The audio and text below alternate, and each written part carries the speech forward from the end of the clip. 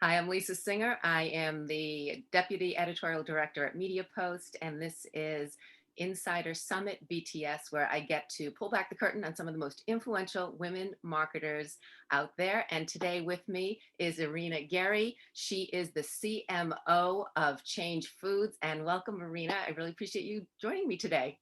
Thank you for having me. Yeah, no, I think it's awesome what you guys are doing. For people who don't know Change Foods, it's about creating dairy, which I love that part of it, because but the fact that you're creating it in a sustainable way for the world. So, briefly talk about that. It can come into play obviously as we continue the discussion, but just so people have an idea of what you're doing. Yeah, so Change Foods, we're actually commercializing a new to the world technology. We are creating actual dairy, so biologically identical to what you would get from a cow, except with no cows involved at all. And the way we're doing that is by programming microorganisms, essentially. Think of them as the good bacteria you could use in fermentation. But instead of fermenting beer or wine, we are fermenting dairy. And we can create our beloved dairy foods, such as cheese or yogurt or ice cream, with a massively better sustainability footprint that you could get from animal agriculture.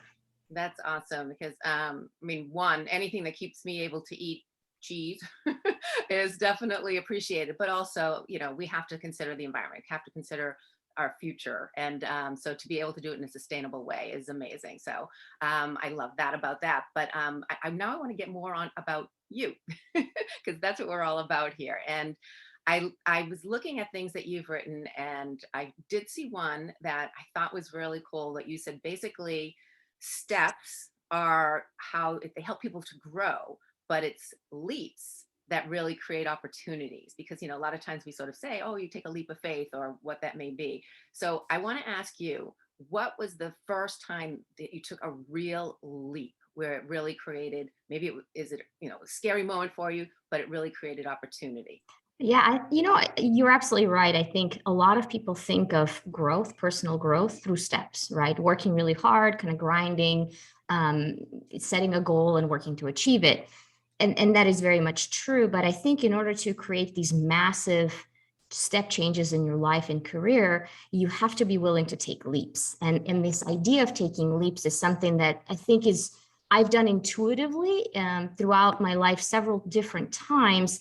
And now looking back, I realized that I think it's a different concept that I'm trying to encourage people to do, because I think ultimately that's what shapes a lot of great people's lives and careers that I admire. So, to give you an example, in my life, the first leap I've ever taken was I grew up in Russia all the way through high school. I finished high school in Russia. And as I was about to graduate, I was doing what a lot of my peers were doing, which is applying to colleges and universities and taking entrance exams to go to schools in Russia. And that would have been, a growth step, a predictable step to kind of continue to move in your life and career.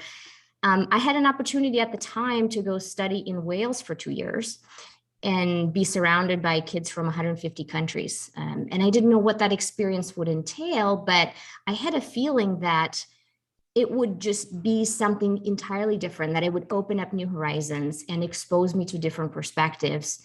And so I was operating more on kind of faith and intention rather than a predictable path or something that I knew how it was going to go. And I think that's what I call a leap, when you have a goal in mind, or you trying to push yourself to get to a different level and to really open up something that doesn't exist today, create a new set of opportunities.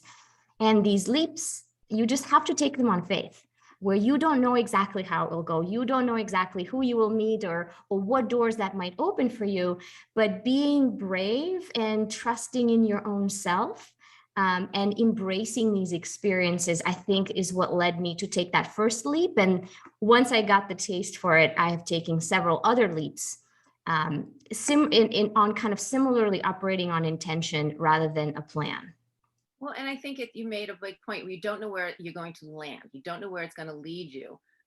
There's hope. Obviously, you have, as you said, there's an idea of where you think it will go, but it's not completely, it's not a for sure thing. So obviously, I think that must be usually some fear attached with every leap? I mean, do you think that those two kind of qualify each other? They go together hand in hand? 100%. In fact, I do a lot of, mentoring college students, or sometimes even friends of mine who are, kind of mid-career and reevaluating what they want to do with their life. And I think a lot of the times people have this fear of the unknown, right? Of what happens if I take this leap and it doesn't go as I hope, right? Or if I don't succeed, if I fail. I think we have this culture of, fear of failure because everybody wants to be successful and wants to project, a predictable linear path, on the way up. And these leaps require you to disconnect from that and to really trust in yourself. And the fear, I think, is very real. And that what I think is holds most people back from taking these leaps is the not knowing. I think what I've learned, having done this a couple of times, is two things. One is you really can always bet on yourself, because even if you take a leap that doesn't work out, and I have an example of that, you still have your skills, you still have your education, you still have your connections and your experiences. And that fear, I think, sometimes is bigger than the actual risk, because most people can come back to where they started, right? And still have all the same tools in their toolbox to be able to either pivot or go back to where you were if things don't work out.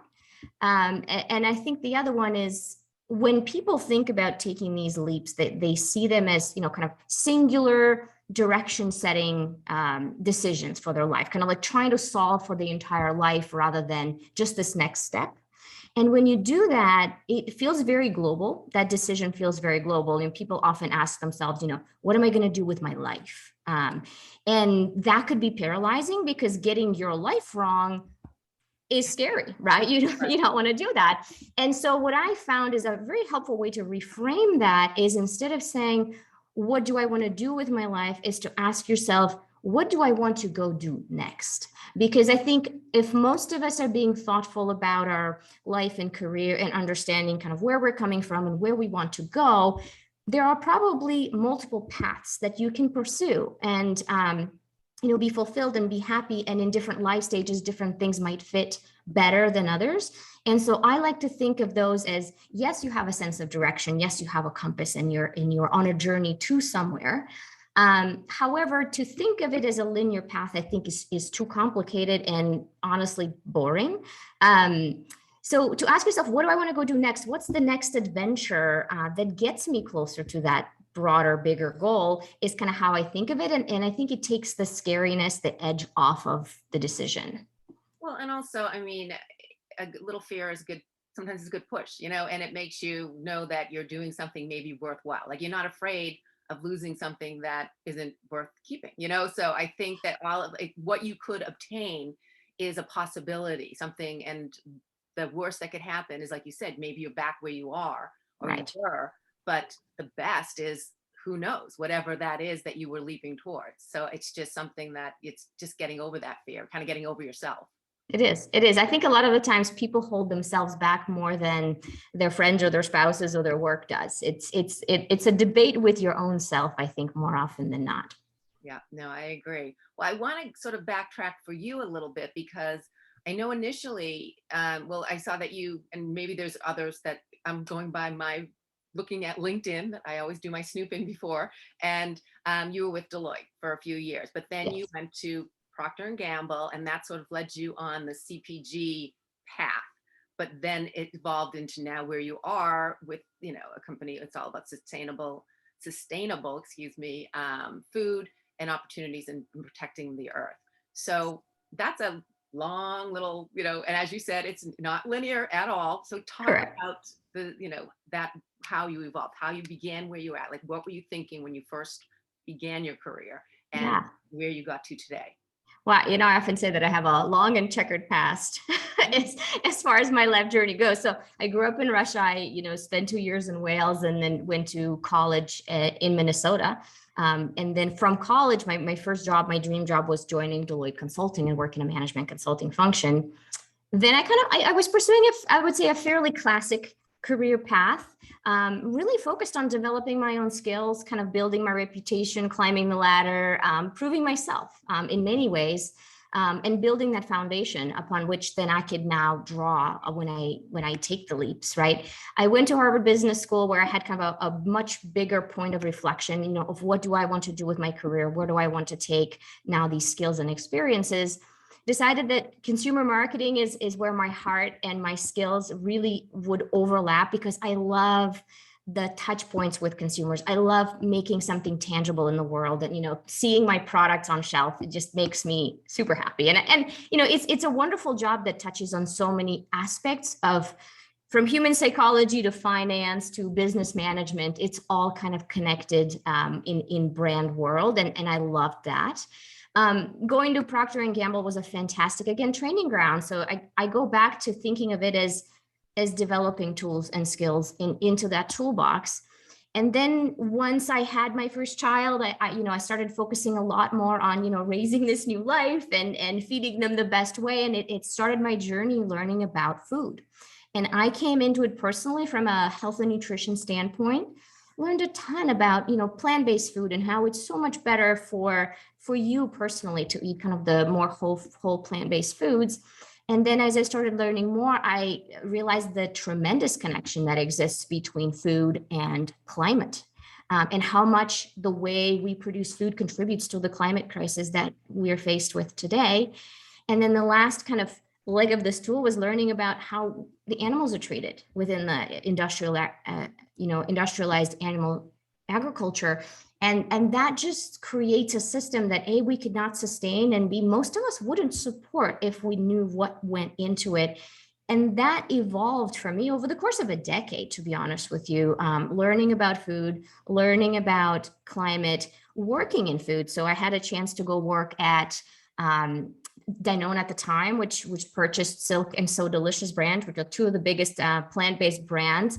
And so for me, it was this amazing opportunity to, kind of combine together food and marketing and now sustainable plant-based food, and really blend my passion and my knowledge, and now making a difference in the world in an area where I felt like needed it, right? And that I was so passionate about. And so as I evolved throughout my career, everything just kind of snowballed and built on itself, to the point where a couple of years ago, I literally had this moment where all of these factors, all of these skills, all of the experiences, all the leaps came together for me when I realized that I will not spend a minute of my day, a minute of my career, kind of wasting my time and energy on something that didn't matter. And I made a commitment to myself that I would only work on, at the intersection of climate and food and sustainability.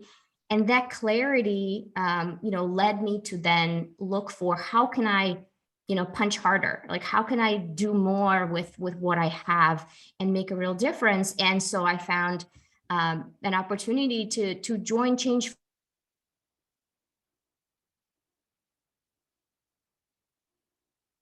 And I'm, couldn't be happier every day. I kind of wake up and I want to work, and, nobody's telling me what to do. And I feel like that's when you truly feel fulfilled, because being in a startup, being, in this new industry is a lot of work, and having that purpose drive behind the everyday decisions is, I think, incredibly powerful, because that just gets you to get through just about anything in your day. Yeah. Well, and I think also when you do join a startup, I mean, one, I think startups are exciting just because you kind of can take something and mold it, you help to mold it and turn it into what you need it to be. But also many people who begin a startup, it's about a passion of theirs, or something that means a lot to them, and they want to help move that forward.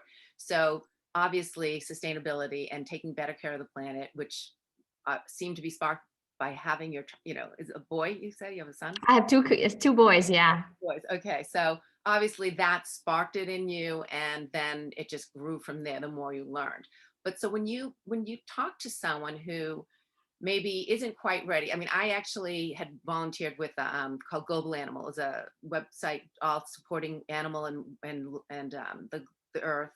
And I am a meat eater. And at that time I was working with a bunch of vegans, and I felt almost guilty. But then, so basically I started a blog, basically The Well-Intentioned Eater. And it was Mhm. kind of my journey of eating more sustainably and better, for more humanely and healthier. And so people went on it with me, and I was able to, I am still will eat meat, but Mhm. I'm much more mindful of what I do. And I've definitely incorporated other aspects into making me be able to live a more sustainable existence and be able to be, more humane when it comes to that. And so I feel like when someone comes to you and says, okay, I can't do that, is there a halfway? Because sometimes it's very much it's this or it's that. But I feel like this should be a blending. And I'm talking, I want to, like, when people ask you for advice or how you think about that and what terms to really be able to contribute and do well for the earth, but at the same point, maybe not disrupt their whole life. What do you say to them? Well, look, I think we all have to understand where we're coming from. People on different parts of their career journey have different options available to them, right? When you're very young and you're just starting out, you might have to spend some time and build your own skills and something that you can then deploy to an area you're passionate about. So I think when it comes to professional career decisions, obviously a lot of college graduates even today don't want to go and work for oil and gas companies. They don't want to go work for tobacco companies because they're saying, look, I actually this idea of a more purposeful career is becoming incredibly important. I see people mid-career as well looking to um, change their trajectories to say, I've now accumulated a set of skills and talents that I want to deploy. And there's so many more options opening up, to be honest with you, across the ecosystem. So not just necessarily in food, but in energy and other areas of kind of a more purposeful and connected life.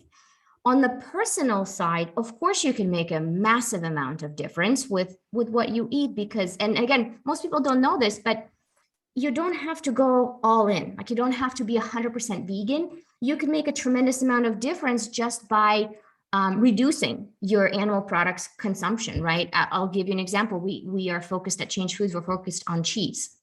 The reason we decided to focus on cheese is we love it, and so does everyone else. And the idea of giving it up is untenable for most folks.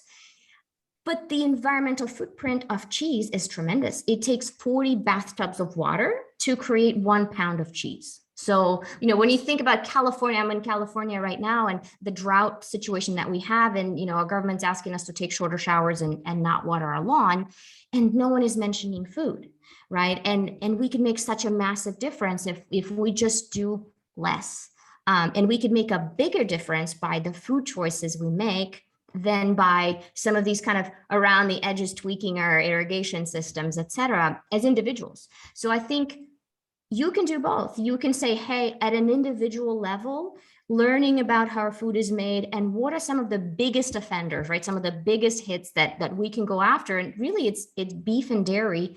And you don't have to go all in. You can indulge every now and again, but we also all from a health perspective don't need to eat nearly as much animal protein as we're led to believe. Americans eat 3x the recommended FDA amount of protein, and there's studies I would say that they would say that even that is probably not necessary, and you could create a healthful diet with plant-based proteins as well. So there's a lot that we can do as individuals, and kind of how we influence our friends and family. And I'm raising children's and future generation of kids. And then if and when opportunities come to combine that with your professional life, there are wonderful people who have incredible skills across the ecosystem that can deploy them in ways and in businesses that are actually doing better and seeking to make a positive change. So I think there's a lot that you can do without going Oh, full on vegan or living off the grid. well, I think, and So I do think you said it a number of times individually. Like individually can add to a lot. Like each yes, person sort of thinks, well, what good me eating meat 3 times a week instead of 7? What is that going to do? But if everyone does that, then it makes correct. a difference. So it's really that each individual does make a difference. So I think that was really key in what you said. I want to sort of ask you about, because you sort of mentioned it a little at the top, but when we were talking about taking those leaps, and was there a leap you took that was maybe a mistake? Maybe it seemed like, and maybe it even seemed like the worst thing that could happen, but ultimately it was a silver lining that it became something that was actually a good thing. Is there a moment like that for you? There was. And like I said, when you take leaps, you don't know, right? You don't know. You could, despite all of your best intentions and thinking and planning, you may not land exactly where you hope. So I had an experience like that. I was working at Danone, and in 2018, I was remodeling my kitchen, nothing to do with work. And I happened to invent a kitchen appliance. I called it the cookware dryer. And I do a lot of cooking. In my house, we create a ton of dishes that or things that don't go into the dishwasher, large pots and pans, big chef's knives, wine glasses, mixing bowls, etc., that you would wash by hand. And that all ends up on your counter. And it was driving me completely crazy. So I've created this appliance that was kind of a cousin to your dishwasher that air dries all of the things that you hand wash.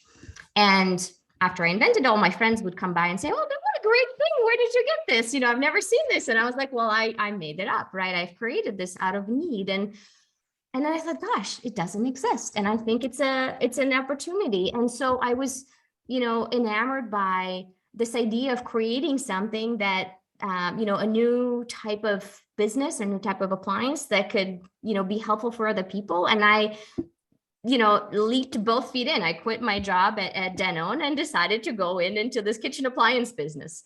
Unfortunately, it crashed and burned after a fairly short amount of time because I ran into a patent issue. It was just very unfortunate timing on a patent, which made me stop in my tracks, to be honest with you, just from a business fundamentals, it didn't make sense. And that was a big blow, right? I've quit my job. I've changed my careers. I decided to become an entrepreneur. I've taken my personal retirement savings and put it in the business. I went all in, right?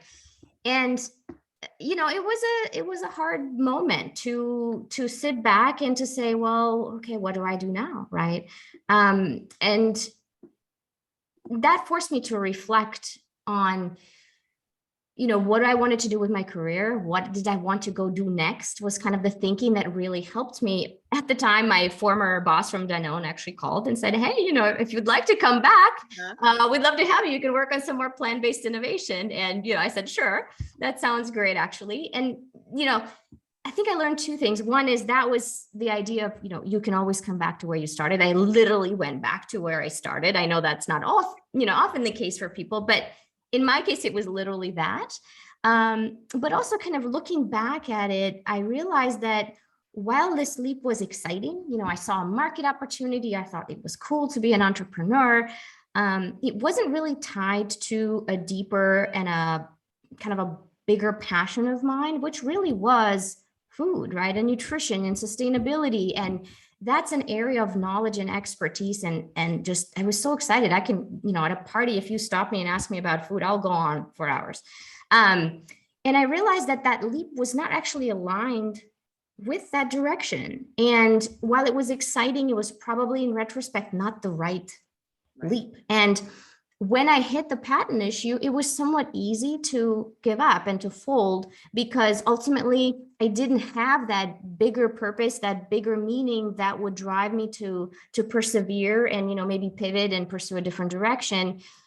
And I think what I learned is, yes, leaps are important. I think being bold is important, but also for me, what I realized is taking those leaps that are really aligned with that North Star, with that kind of a bigger purpose, that bigger mission, makes all the difference in the world in terms of how you see the level of risk, how you act, and what ultimately you end up learning from it. Obviously, it's a wonderful learning experience no matter what, right? And I survived and I have a story to tell. But I think the bigger learning was doing something that really matters is incredibly important when you think about these leaps.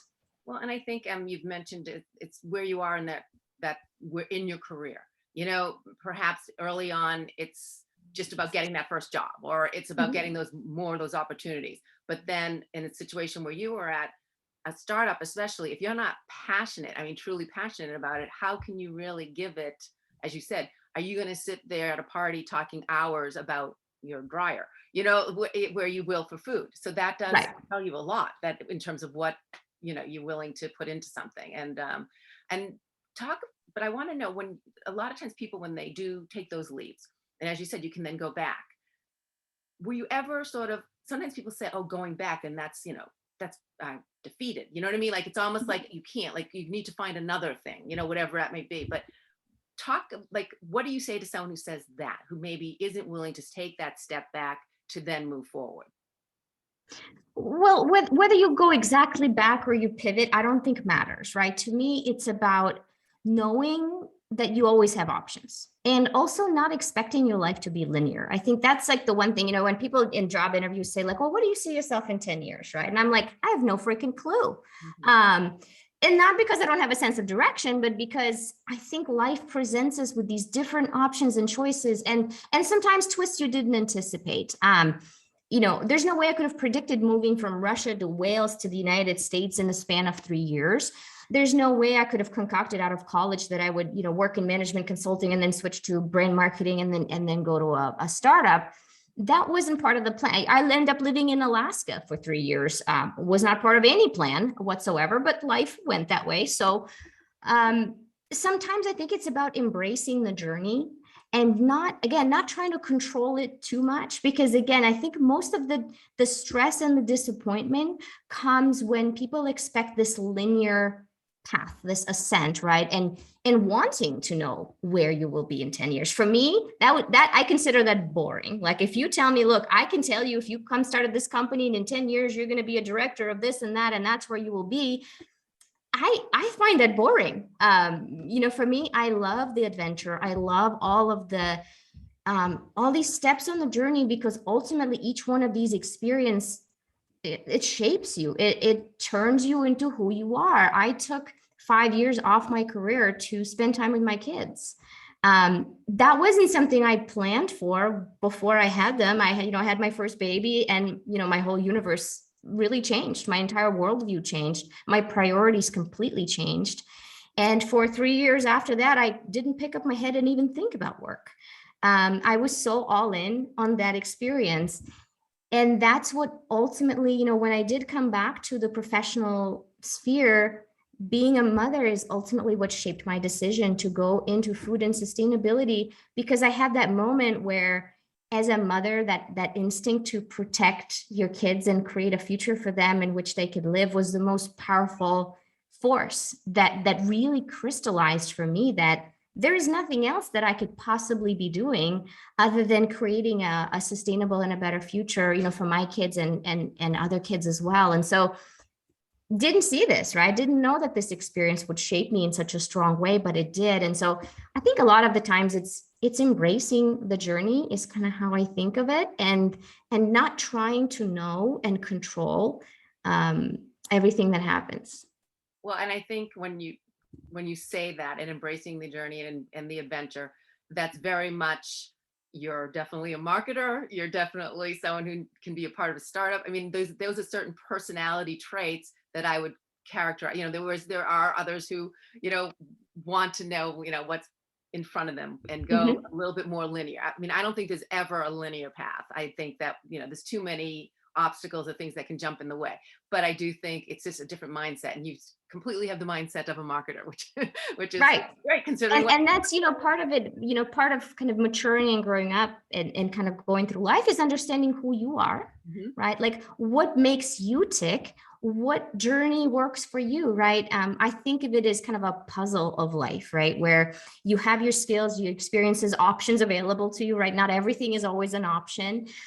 Where you are in life, you know, both in terms of the phase of your career, but as family, health, you know, people have all kinds of different life situations that change, right? As you go through life, circumstances change. And so I like to think of it as kind of solving for the puzzle that you have in front of you and embracing that, but knowing who you are and knowing what works for you and how you can deploy your skills and talents is incredibly important, because you cannot adopt someone else's purpose, right? You could not be someone else. You have to be who you are and do what makes the most sense for you and your kind of risk appetite and your aptitude as well. Yeah, no, I agree. Well, I want to sort of go into a totally different track. So, if you could live in any era, Hmm. what time would it be? Gosh, I don't want to pick an easy. Well, first of all, I don't think there was ever an easy era, right? Like, I think we like to romanticize the past, thinking it was great, but in reality, I think we're living in one of the best eras. for women, for health of humanity and society. I think we have a lot of issues. Climate change is being a massive one, but we also have so many resources. We can communicate on Zoom right now. Women have so many more opportunities than they've ever had. Yes, we have issues, and the freedoms are not afforded to all of us, but so many of us have options. We're able to be much more efficient and productive with our time and resources, right? And really hone in our craft and skills and dedicate that to solving the problem. So honestly, for me, I can't think of a time that I would want to go maybe into the future. In the past, I don't think so. I dream of a world, where we've made it. I kind of call imagine the way that we've made it, right? We've solved for the climate crisis and we now live in balance with nature. That sounds like a dreamy future that, hopefully we're building. But short of that, I think now is probably the perfect time. You're enjoying where you're at right now, that's perfect. That's great. Well, while you're enjoying yourself right now, what's your guilty pleasure that helps you enjoy it a little bit more? I run on coffee and wine. So Sounds like me. yeah. So, food is my pleasure. I am a huge foodie. I love eating at fancy, restaurants. And really, I see food as experience, not as just sustenance. To me, food embodies so much, right? It's culture, it's nurturing, it's connection with friends, it's how I experience the world, right? And we do this 3 times a day. So it's something that I work on, but it's something else that I'm incredibly passionate about. And, I love to cook. And obviously plant-based food is an area of, exploration and passion for me as well. So I would say for me, going out with friends and sharing a meal or cooking something and sharing it with friends and family is kind of my happy place.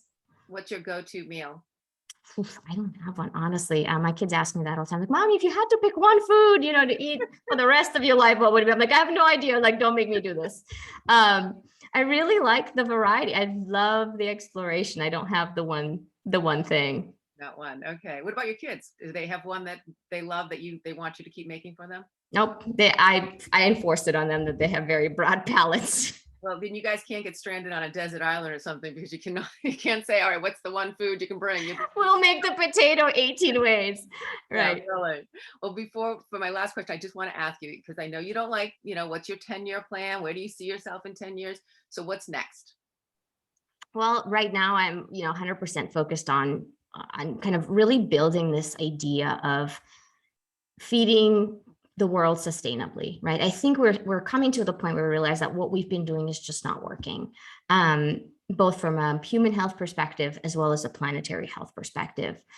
And my kind of biggest point and passion is telling that story. So many people do not know and don't connect the food with the climate.